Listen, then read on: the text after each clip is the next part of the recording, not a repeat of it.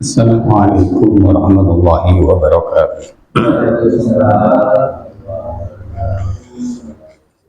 Lidzuillah wa li syafa'ati Rasulillah sallallahu alaihi wasallam wa ala kulli niyatin shalihah. Al-Fatihah. A'udzu billahi minasyaitonir rajim. Bismillahirrahmanirrahim. Alhamdulillahi rabbil alamin. Ar-Rahmanir Rahim. Maliki yaumiddin. Iyyaka na'budu wa iyyaka nasta'in. Ihdinas siratal mustaqim.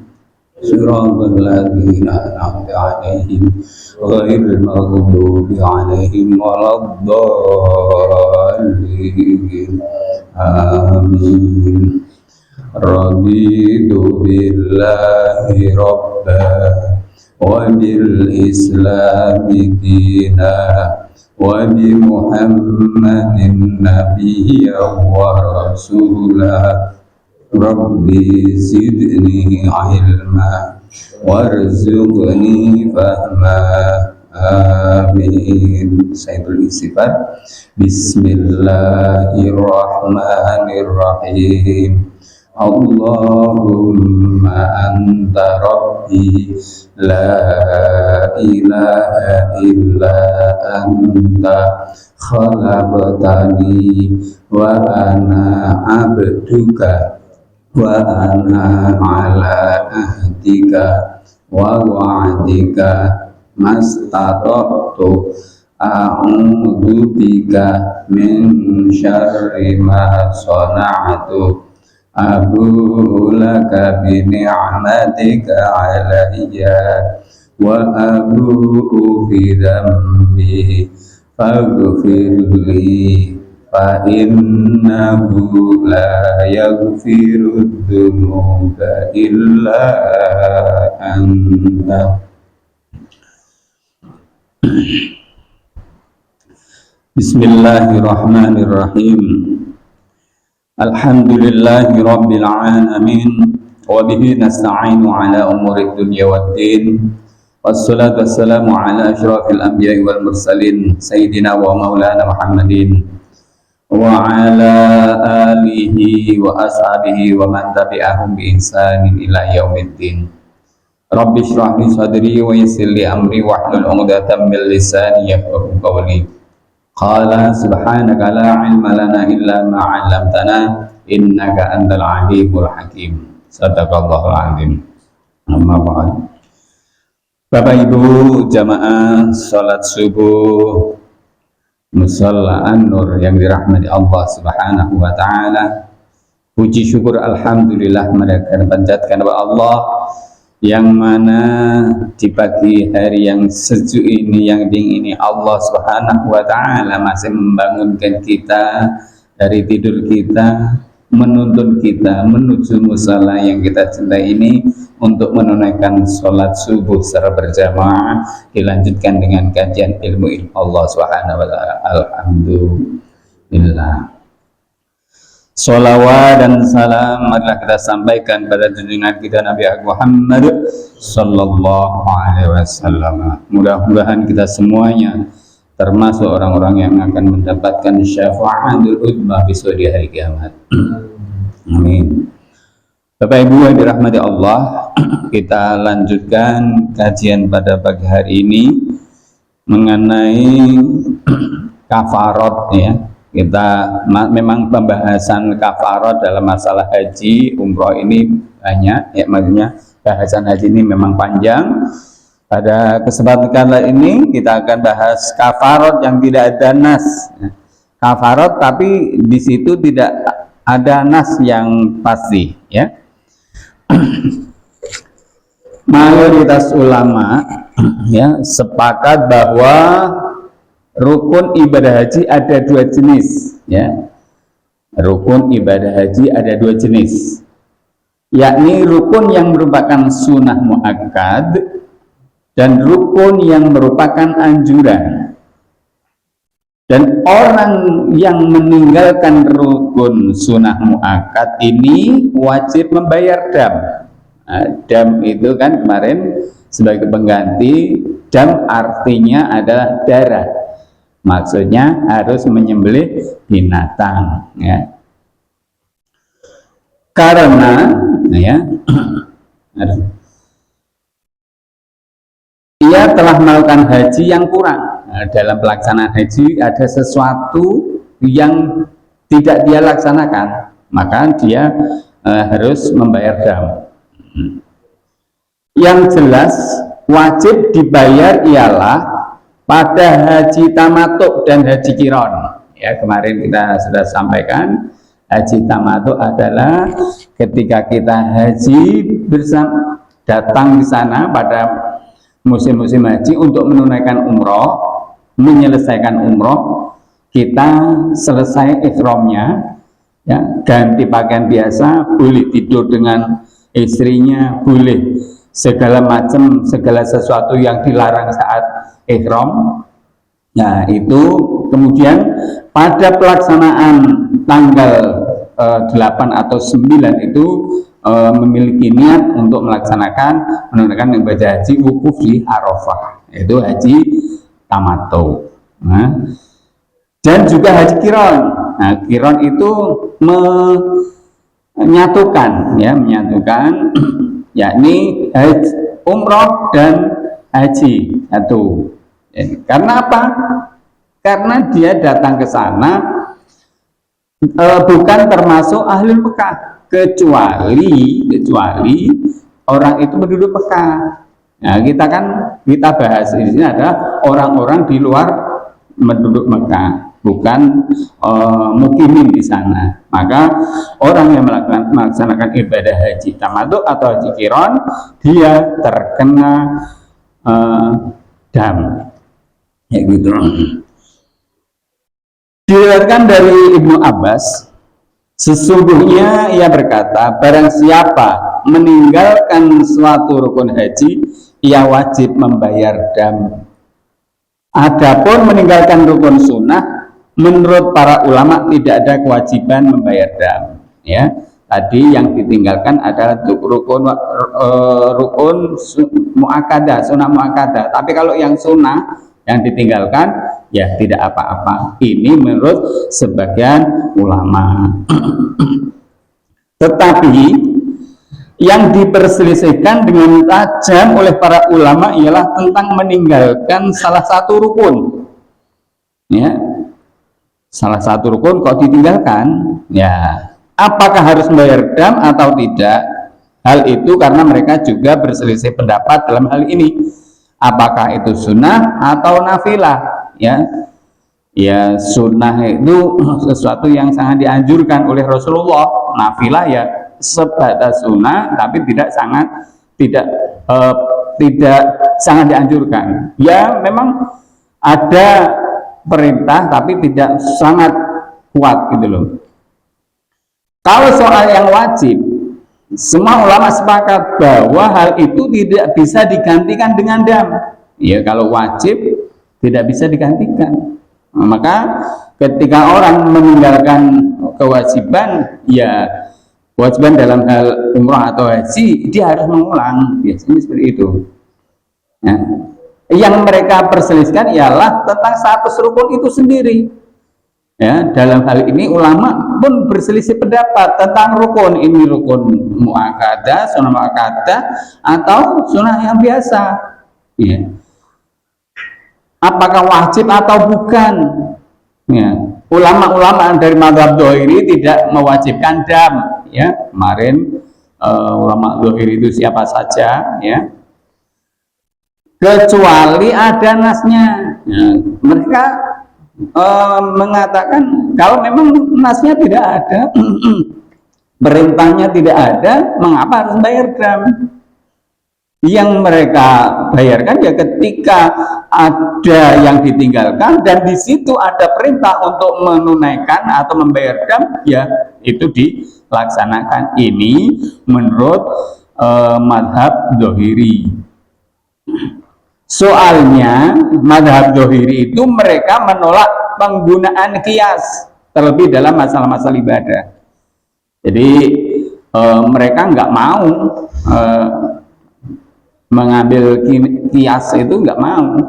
Kias itu ya umpama seseorang dikiaskan seperti ini, ya, dikonotasikan, ya, nggak mau, ya, nggak mau disepadankan, nggak mau menggunakan hal-hal dasar seperti itu, apalagi dalam masalah ibadah. Di sini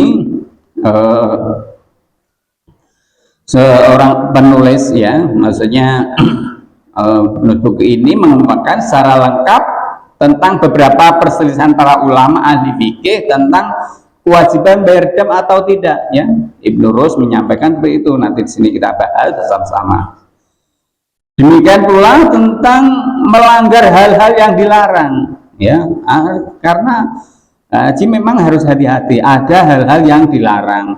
Satu sisi kok meninggalkan rukuk atau sunnah mu'akkad atau wajib haji satu ada yang dilarang, ya, maksudnya baik itu meninggalkan atau dia melanggar larangan itu. Maka di sini nanti kita akan bahas apakah itu termasuk yang harus membayar dam atau tidak.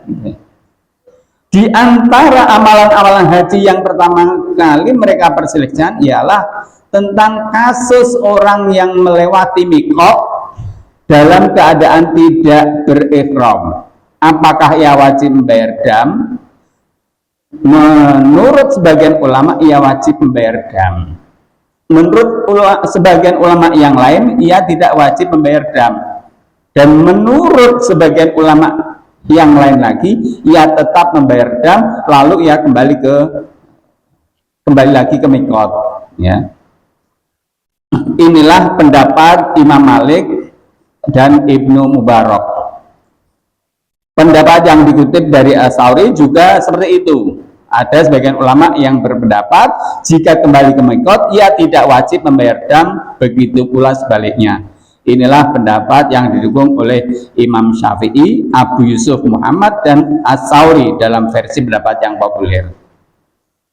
Kata Imam Abu Hanifah, jika ia mengulang dengan mengumandangkan talbiyah, maka tidak wajib membayar dam. Begitu pula sebaliknya, menurut sebagian ulama, berniat ihram dari miqat adalah wajib dan tidak bisa ditebus dengan dam. Bapak Ibu yang dirahmati Allah, untuk, ya, melaksanakan ibadah haji atau umroh, orang harus niat ihram. Ihram itu bukan sekedar mengenakan izar dan ridha, pakaian 2 lembar atasan dan bawahan, tapi di situ sekaligus memiliki niat apakah dia akan melaksanakan umroh atau haji, ya, itu harus dimulai dengan niat Allahumma labbaika umroh atau Allahumma labbaika hajjan, dimulainya dari miqat. Nah, kalau miqat itu sudah ditentukan, ya ditentukan. Kalau dari Madinah biasanya orang-orang di Bir Ali, ya, di Bir Ali, ya. Nah, itu kalau sampai sudah melewati Bir Ali, umpama karena kita umroh atau haji, kita masuk gelombang pertama biasanya di Madinah dulu.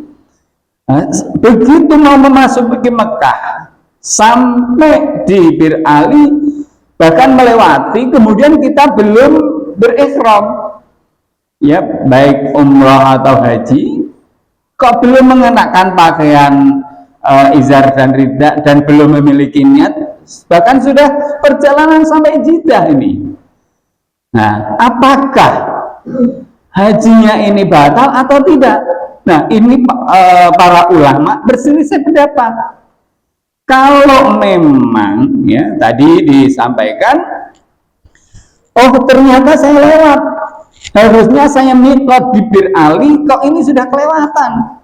Ya, kalau dia tidak mengulangi, maka dia harus membayar dam, maksudnya balik lagi ke Bir Ali, ke mikot semula, ya, balik lagi dari sana pakai izar dan rida dan meniatkan Allahumma labbaika umroh atau haji. Nah, kalau tidak berarti dia membayar dam. Nah, dalam hal ini beberapa ulama sepakat. Ada yang ya tetap dia harus bayar dam karena sudah masuki wilayah yang seharusnya dia berikhram niat haji maupun umroh, tapi di situ tidak ada niatan, ya, sudah melewati miqat tapi dia belum ikhram. Ada ulama yang menyampaikan, ya tadi kalau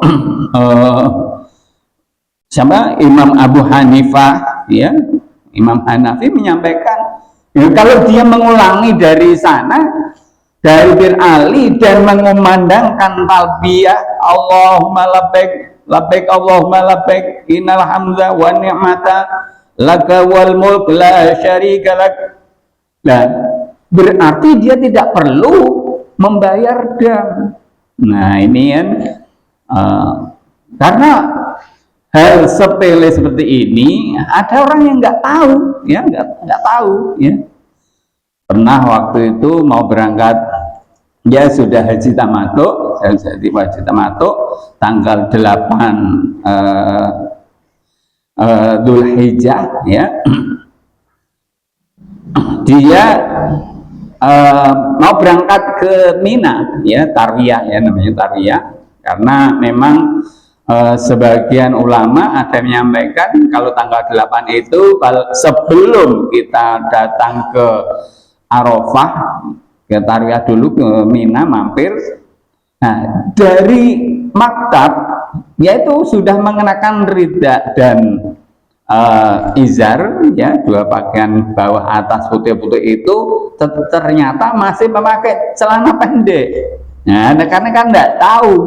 Begitu sampai di dalam bis, loh Pak jenengan kok masih pakai seperti ini? Lo nggak tahu kan? Ya akhirnya pulang, maksudnya balik lagi dilepas. Ya. Nah, kayak gini karena ketidaktahuan mereka, ya. Nah, karena nggak tahu ilmunya. Maka dari itu Bapak Ibu, ya sebelum kita mengerjakan sesuatu, pelajari dulu ilmunya. Ya, memang sepele, tapi kalau menjadikan sesuatu itu menjadi lebih membatalkan bahkan atau memberatkan, karena kan harus bayar dam. Bayar dam itu dengan menyembelih binatang korban, binatang sembelihan, baik itu kambing atau unta atau sapi, kayak gitu kan. Nah, seperti itu. Bismillahirrahmanirrahim. Para ulama berselisih pendapat tentang orang yang mandi dengan menggunakan sampo. Ya, maksudnya dalam hal ini mandi saat sedang ihram, ya, menggunakan sampo.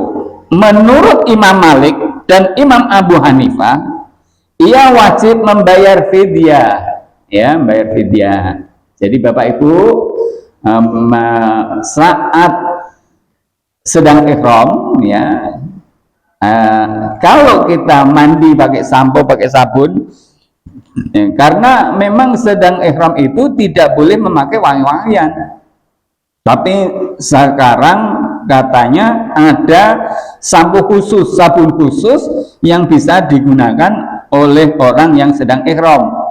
Nah, ya, kalau waktu itu ya saya tanggal itu ya jaranglah mandi, ya paling di sana juga waktu suasana dingin, ya, mandi. Kenapa harus mandi? Nggak usah mandi aja, kan kita tahan sampai nanti selesai tahalul gitu kan, bisa, ya, tidak harus mandi. Dan bahkan ini menurut Imam Malik, ya, dan Imam Abu Hanifah, kalau mandi menggunakan sampo biasa itu yang ada pewanginya, yang ada campuran bahan-bahan kimia itu, ya kita harus mandi. Maksudnya harus membayar dam, ya, membayar fidyah. Fidyah itu dengan memberi makan fakir miskin, ya, bayar makan fakir miskin. Sedangkan menurut As-Sauri dan lainnya, ya tidak wajib membayar apapun. Nah, ini ada yang kalau Imam Malik ini memang keras, ya, keras. Imam Abu Hanifah, ya, ada yang lain, wah rak popo, ampunan rak popo, ya. As-Sauri juga termasuk orang yang membolehkan orang sedang ihram mandi pakai sabun sampo. Dan menurut Imam Malik, masuk ke dalam pemandian wajib membayar fidyah. Nah, ini keras meneh.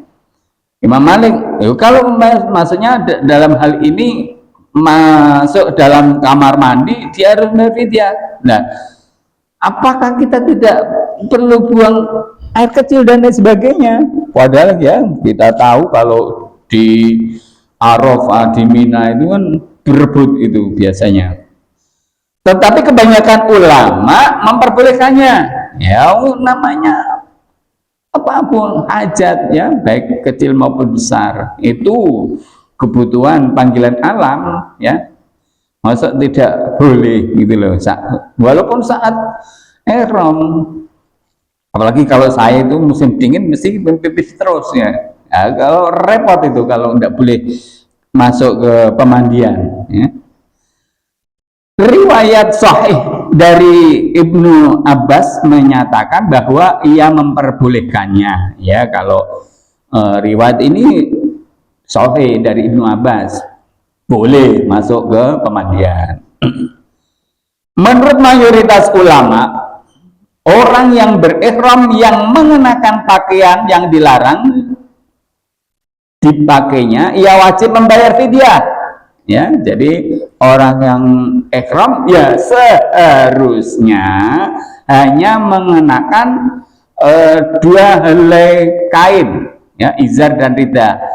Ini yang kita bahas biasanya untuk laki-laki, Bapak Ibu, ya. Untuk perempuan, ihramnya ya mengenakan pakaian sehari-hari yang menutup aurat, ya.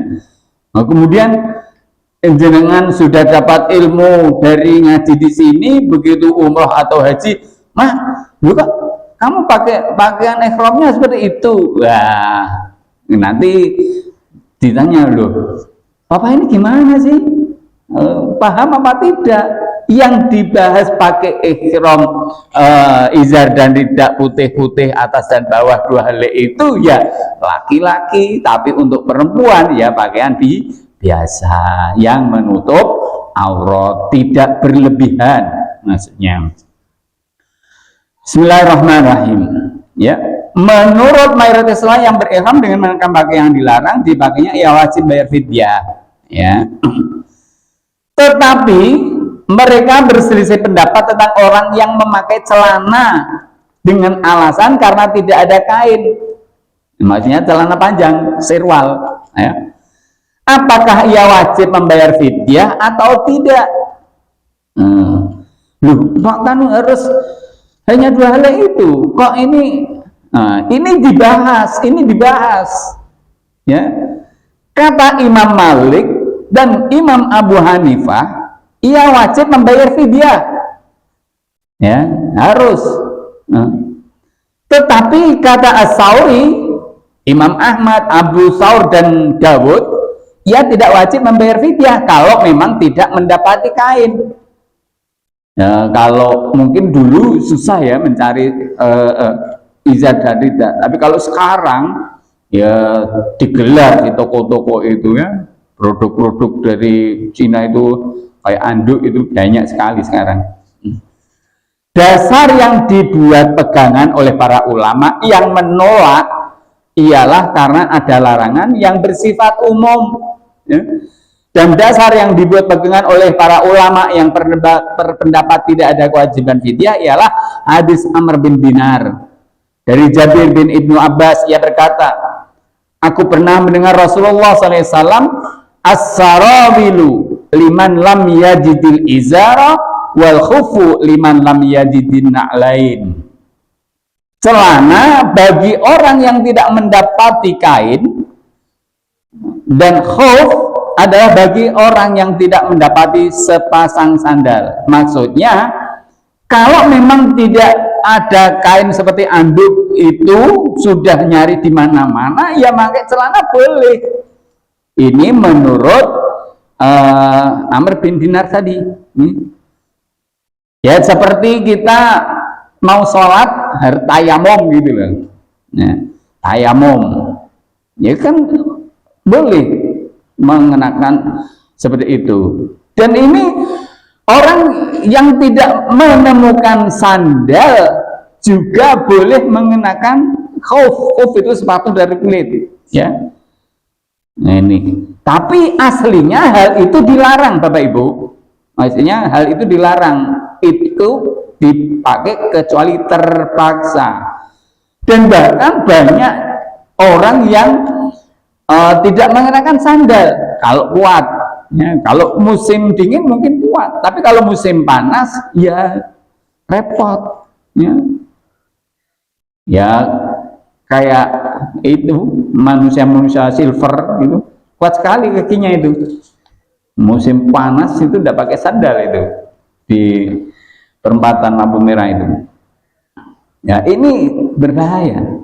Nah ini ada keringanan bagi orang yang tidak menemukan izar, maksudnya kain seperti anduk, ya itu boleh pakai celana. Ya, celananya celana panjang. Ini menurut Amr bin Dinar. Menurut ada dasarnya dari Jabir bin Ibnu Abbas tadi. Ya, Rasulullah pernah menyampaikan seperti itu. Ya, dan ulama berselisih pendapat tentang orang yang memakai khuf yang dipotong bagian atasnya, padahal ada sandal. Nah, ini ada yang perlu dibahas lagi. Khuf itu sepatu. Apakah perlu dipotong atau tidak bagian belakangnya itu? Kata Imam Malik, ia wajib membayar fidyah. Kata Imam Abu Hanifah, ia tidak wajib membayar fidyah. Dalam masalah ini Imam Syafi'i memiliki dua versi pendapat yang berbeda. Ya, wah, kok ngerepot itu Pak? Ya nanti semakin jenengan tahu semakin sulit. Orang itu semakin pinter semakin sulit. Semakin ngerti semakin sulit. Makan semakin ngerti semakin berhati-hati. Nah, bagi yang kalau usaha, wis penting manut baik. Karena ngerti kung ini ya wis. Nah, manut gubyuk sing disampaikan oleh mutawifnya, kayak gitu. Mutawif itu yang memandu, ya, memandu. Biasanya kita diarahkan ya yang versi Syafi'iyah biasanya, ya, yang ya pada umumnya lah. Kalau jenengan ikhram kemudian pakai celana itu mesti dilihat banyak orang, ya. Oh, kok itu ihramnya seperti ini, ya. Kecuali jenengan saat tawaf, ya, tawaf sunnah, tidak dalam keadaan tidak sedang umroh atau haji, ya pakai seperti biasa, pakai sarung, pakai celana, ini bisa. Lupa apa boleh? Ya boleh, wong namanya tawaf. Tawaf itu ya seperti sholat, ya seperti sholat. Jadi tawaf itu seperti sholat. Para ulama berbeda pendapat tentang seorang wanita yang memakai sarung tangan. Nah ini sarung tangan biasanya jamaah haji Indonesia itu kan pada mengenakan sarung tangan karena ya nanti karena masih berpegangan pada pendapat Syafi'iyah kalau bersenggolan tangan nanti membatalkan wudu dan gandengan suami istri jadi batal, kayak gitu. Padahal nanti ya saat umroh, saat haji itu orang tawaf, sa'i itu biasanya bergandengan, ya. Nah itu kemudian pikirnya ini, loh kalau di sana kan nanti mazhabnya pindah, ganti Hanafi seperti itu, ya. Monggo nanti kita bahas. Bismillahirrahmanirrahim. Dalam hal ini ya seorang wanita yang memakai sarung tangan, apakah ia wajib membayar fidyah? Ya, Ibnu Rus ya ini sudah pernah membahas kemarin ya tentang dalam hal ihram ya.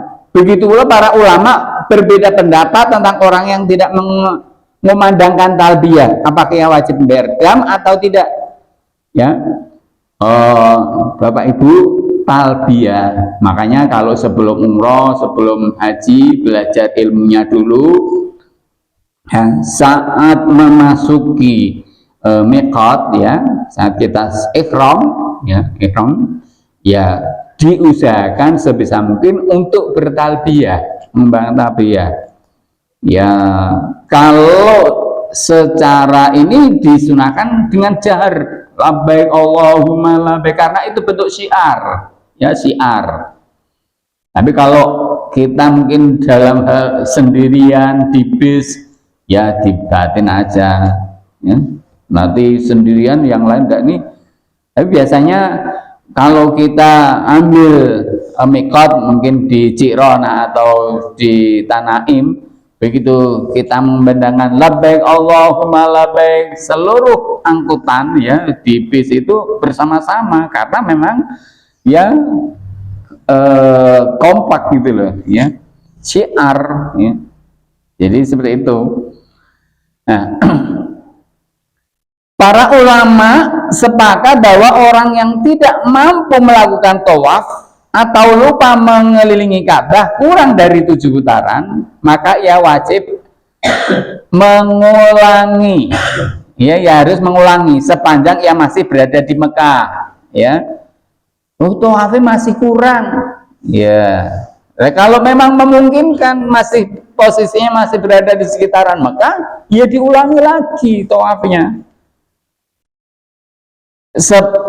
Mereka berselisih pendapat kalau ia sudah pulang ke negerinya.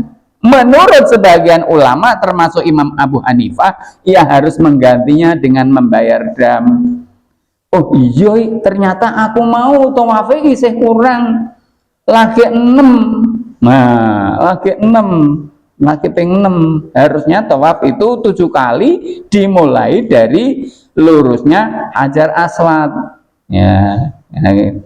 Begitu lurus ada garisnya dengan Hajar Aswad, kita mulai putaran pertama, kedua. Nah, jadi dengan masuknya dari Hijr Ismail lurusnya, kemudian ini dikiranya sudah 1 putaran, tetapi itu belum dihitung masuk 1 putaran. 1 putaran itu kalau lurus Hajar Aswad sampai Hajar Aswad lagi baru dihitung 1 putaran. Bismillahirrahmanirrahim. Nah, kalau memang masih kurang kok, kita posisinya masih berada di sekitar Mekah, ya kita ulangi lagi ya. Ya, tapi kalau sudah keluar dari Mekah atau pulang ke negerinya, ya harus membayar dam. Dan menurut sebagian ulama yang lain, ya harus mengulangi tawaf mencukupi yang kurang. Kurangnya piro, seperti jenengan sholat itu loh. Mungkin sholat berjamaah kemudian masbuk, tertinggal 1 rakaat atau 2 rakaat. Ternyata imam selesai salam, jenengan ikut salam. Begitu ingat atau ada yang mengingatkan saudara kita, tetangga kita, maksudnya sebelah kita, kamu tadi kan masih kurang 1, dia langsung berdiri melanjutkan kekurangannya ya. Begitu pula dengan tawaf. Kalau kita baru tawaf 6 putaran kemudian selesai, ingat juga aku mau tawafnya baru 6, maka kembali lagi masuk untuk menambah 1 putaran lagi, kayak gitu. Apa tidak perlu harus 7 lagi Pak untuk mengulanginya? Loh, kalau memang memungkinkan, ya 7 putaran lebih baik. Tapi kalau suasana di sana mungkin di bulan Ramadan atau musim-musim haji, untuk tawaf itu berat ya, karena padatnya jamaah ya, karena padatnya jamaah ya, Ya cukup yang kurang saja, mungkin kurang 1 ya tambah 1, kalau kurang 2 ya tambah 2. Para ulama juga berselisih pendapat tentang kewajiban membayar dam atas orang yang tawaf namun tidak berjalan cepat pada 3 putaran pertama. Ya, menurut Ibnu Abbas, Imam Syafi'i dan Imam Abu Hanifah, Imam Affan dan Abu Tsaur, ia wajib membayar dam. Sedangkan menurut Imam Malik dan murid-muridnya, ia tidak wajib membayar dam. Ya, ini Bapak Ibu tadi saya sampaikan, kalau memang memungkinkan ya kita melakukan dengan jalan cepat, ya berlari-lari kecil 3 putaran pertama. Ini dicontohkan oleh Rasulullah SAW. Ya, sudah saya jelaskan waktu itu, karena pada waktu itu dianggapnya oleh orang-orang kafir Quraisy bahwa rombongan kaum muslimin yang dipimpin oleh Rasulullah datang ke Mekah untuk umrah, dikirain orang Islam lemah, capek. Maka Rasulullah mengajarkan untuk lari-lari kecil, bahwa umat Islam itu masih kuat dengan masih semangat dengan 3 putaran pertama saat tawaf itu dengan lari-lari kecil. Nah, dalam hal ini ada ulama yang mempermasalahkan apakah harus seperti itu lari-lari kecil atau tidak. Tadi saya sampaikan kalau memang memungkinkan di musim-musim yang sepi untuk orang-orang umroh itu atau haji bisa kita lari kecil. Tapi kalau pas musim haji atau musim bulan Ramadan itu luar biasa, jangankan untuk lari-lari kecil, kita tidak berdesakan saja sudah bagus, ya bisa muter tawaf 7 keliling itu bagus, ya seperti itu. Jangan kemudian kita mencari kesunahan dengan lari-lari kecil, tapi di satu sisi nabrak-nabrak orang lain, ya tidak bisa seperti itu, ya. Kita lihat situasi dan kondisinya. Ya, kalau ada ulama yang mengatakan harus kayak gitu, dan kalau tidak seperti itu, tidak lari kecil harus bayar dam, ya itu memang ada. Tapi kita mengikuti ulama yang tidak bayar dam, yang disampaikan oleh Imam Malik dan murid-muridnya tadi. Tapi memang kebanyakan ulama itu kayak Imam Syafi'i, Imam Abu Hanifah, Imam Ahmad, Abu Tsaur, Ibnu Abbas itu menyampaikan harus membayar dam. Ya, bayar dam. Ya, ini untuk kita ketahui bersama ya, karena memang ya mungkin yang pembahasan ulama-ulama yang menyampaikan harus bayar dam ini dalam kondisi yang normal. Ya, kondisi sepi. Ya, kalau musim setelah hari raya Idul Fitri itu sepi, mungkin orang tawaf itu 7 kali putaran bisa mencium Hajar Aswad karena sepinya. Ya. Jangankan mencium Hajar Aswad 7 kali, sekali pun tidak bisa kalau itu di musim Ramadan atau di musim haji, karena padatnya jamaah yang ada. Ya, wah kan saya bisa membayar ini Pak joki untuk memandu saya untuk bisa mencium Hajar Aswad. Nah, ingat ya, mencium Hajar Aswad itu sunnah, sedangkan menyakiti saudaranya adalah yang dilarang. Kita mencari kesunahan tapi kita mengerjakan yang dilarang, nah itu tidak boleh. Ya. Ada teknik, ya, ada teknik ketika panjenengan memang sangat ingin sekali, ya, kita dari putaran awal itu seperti obat nyamuk, ya, begitu akhir putaran ke-6, maksudnya ke-7 sudah mendekat dari luar ke dalam, terakhir kita sampai di dinding Ka'bah, ya.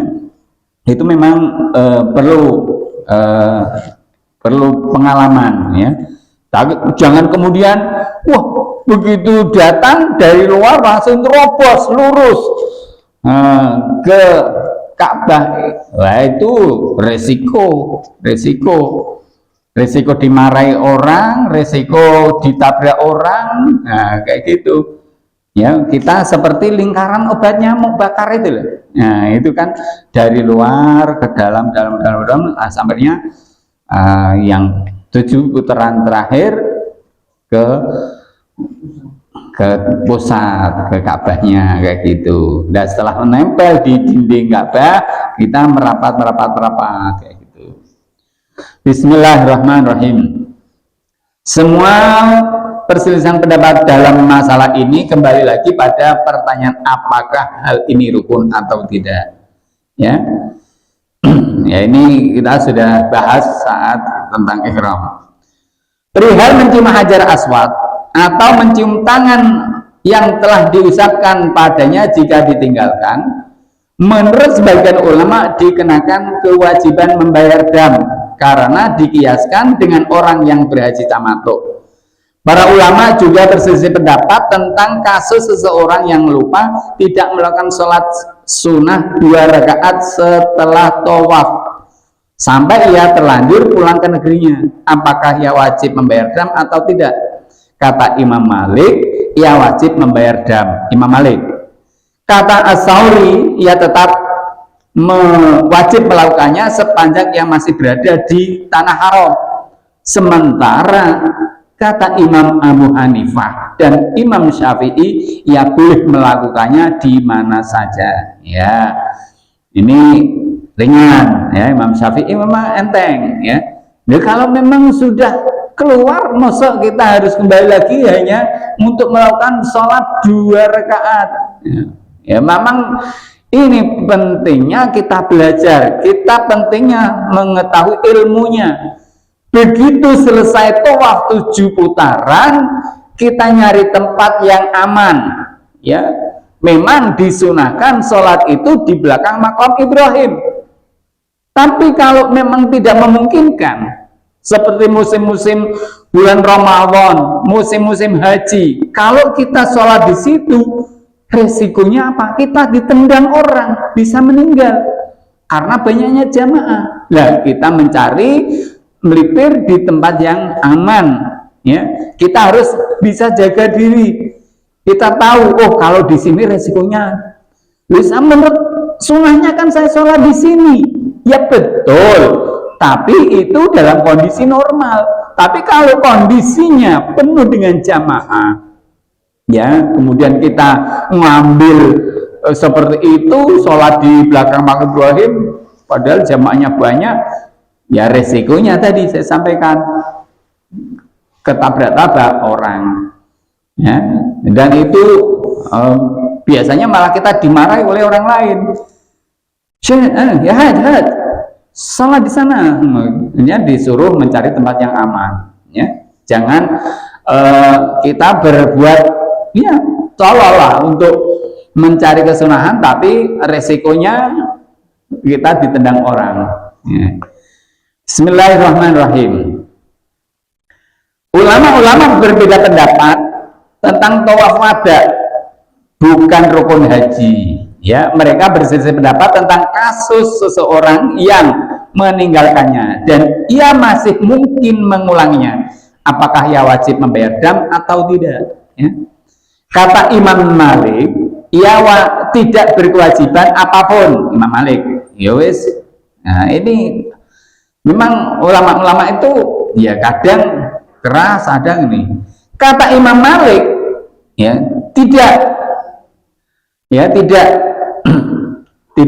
berkewajiban, kecuali jika posisinya masih dekat, maka ia wajib kembali ke Ka'bah untuk melakukan tawaf wada. Tapi menurut Imam Abu Hanifah dan As-Sauri, jika hal itu dilanggar, ia wajib membayar dam. Ke orang haji, orang umroh mau pulang ke negerinya, lupa tawaf wada, maka ya menurut tadi Imam Abu Hanifah, As-Sauri, ya harus membayar dam. Nah, Kata mereka harus kembali ya sepanjang belum sampai pada mikot-mikotnya ya. Batas sebelum keluar mikot ya, mikot itu agak jauh ya, agak jauh ya, mungkin aja 7 kilo lah kalau di Cikronah atau di Tanaim itu ya, sebelum keluar itu ya kembali lagi untuk tawaf wada. Tawaf wada itu tawaf perpisahan Bapak Ibu, maksudnya pamitan sebelum kita pulang ke negerinya, maksudnya ke Indonesia. Argumen ulama-ulama yang menganggap tawaf wada bukan termasuk sunnah yang muakkad karena orang Mekah dan wanita yang sedang haid tidak berkewajiban melakukannya. Ya, ini dikiaskan ya. Ya kalau orang Mekah itu kan negerinya sendiri, wilayahnya sendiri, ya tidak perlu tawaf wada. Ya. Tapi kalau kita dari negeri seberang, ya harus perpisahan. Ya. Itu ada doanya kan, mudah-mudahan saya tahun depan bisa kembali lagi ke sini kayak gitu kan. Nah, menurut Imam Abu Hanifah, jika saat bertawaf ia belum sampai menghampiri Hajar Aswad, maka ia harus mengulangi sepanjang ia belum keluar dari Mekah. Jika sudah keluar, ia wajib membayar dam. Ya, Imam Ahmad, ya. Abu Hanifah. Jadi ya tadi bahwa mencium Hajar Aswad sunnah, tapi kalau menyakiti saudaranya adalah suatu perbuatan yang dilarang. Ya. Para ulama berselisih pendapat apakah termasuk syarat sahnya tawaf harus berjalan kaki bagi orang yang sanggup. Ya, maksudnya apakah boleh naik kendaraan? Ya, sekarang itu kan ada kendaraan-kendaraan listrik itu ya. Ya, apakah boleh seperti itu?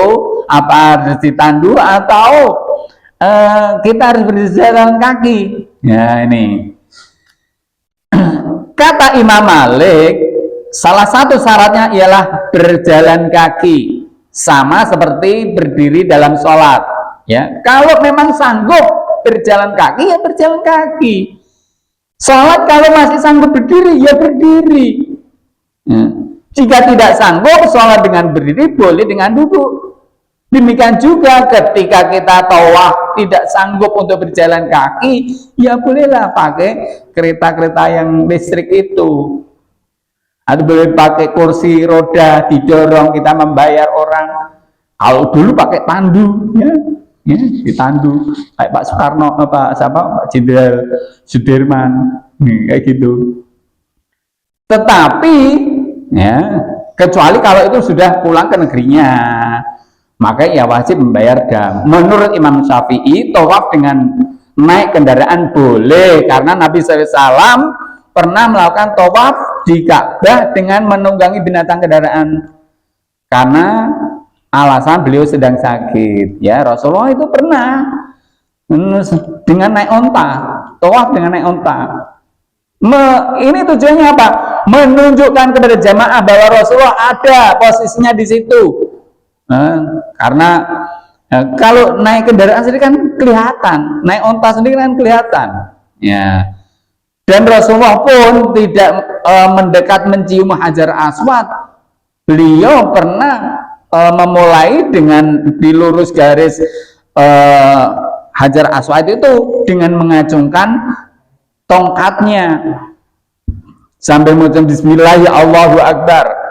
Ya. Kalau memang memungkinkan mencium Hajar Aswad, iya mencium Hajar Aswad. Kalau memang tidak memungkinkan, ya tidak perlu seperti itu, Bapak Ibu.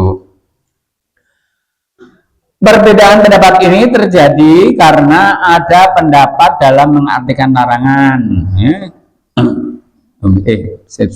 Belum. Bismillahirrahmanirrahim. Tetapi beliau ingin orang-orang melihatnya. Maksudnya waktu Rasulullah naik kendaraan unta saat tawaf itu, biar jamaah yang lain tuh tahu bahwa di situ ada Rasulullah. Ulama-ulama yang menganggap sa'i bukan rukun bagi orang yang meninggalkannya dan sudah terlanjur pulang negerinya, ia wajib membayar dam. Namun bagi ulama-ulama yang menganggapnya sunnah, maka dia tidak ada kewajiban apapun terhadapnya. Ya. Sebelumnya juga telah digunakan ya tentang ini perbedaan. Ya. Mereka berselisih pendapat tentang kewajiban membayar dam atas orang yang bertolak meninggalkan Arafah sebelum matahari terbit. Ya. Itu juga diperselisihkan. Menurut Imam Syafi'i dan Imam Ahmad, jika ia kembali lalu bertolak meninggalkan Arafah sudah matahari terbenam, ia tidak wajib membayar dam. Tetapi jika ia tidak kembali lagi ke Arafah sampai terbit fajar, ia wajib membayar dam. Tetapi menurut Imam Abu Hanifah dan As-Sauri, kembali lagi Arafah dan tidak membayar dam. Dan masalah ini juga telah digunakan sebelumnya, ya sudah disampaikan. Para ulama berselisih pendapat tentang kasus seseorang yang melakukan wukuf di Urnah. Ya, Urnah itu pinggiran di Arafah. Ya, ada yang menganggap Urnah itu termasuk Arafah, ada yang menganggap itu bukan termasuk padang Arafah, bukan merupakan bagian dari Arafah. Kata Imam Syafi'i, ibadah hajinya tidak sah. Wah, ini hati-hati. Kata Imam Syafi'i mengatakan kalau tinggalnya wukufnya di Urnah itu tidak sah.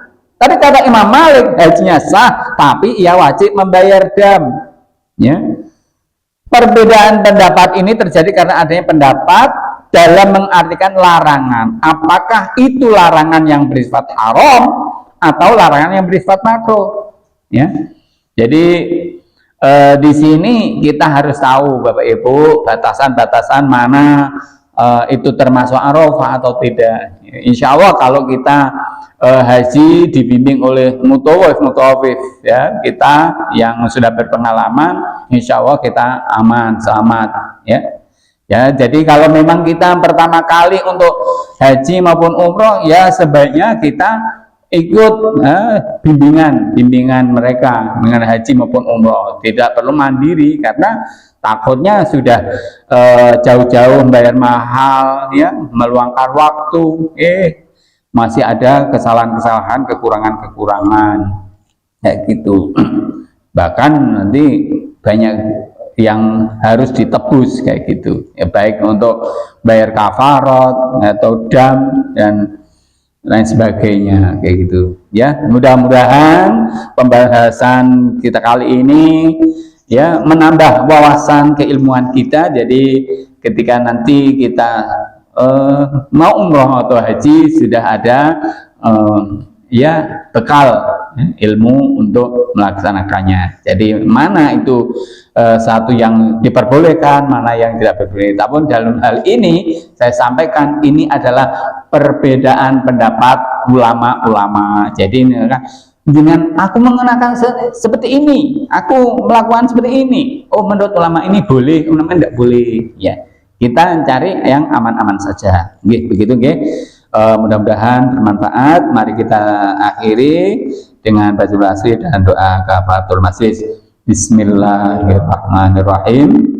Wal 'asri innal insana lafi khusrin illa alladziina aamanu wa 'amilus shalihati wa tawassaw bil haqqi wa tawassaw bis sabr. Subhanakallahumma wa bihamdika asyhadu an la ilaha illa anta astaghfiruka wa atubu ilaik. Assalamualaikum warahmatullahi wabarakatuh. Waalaikumsalam.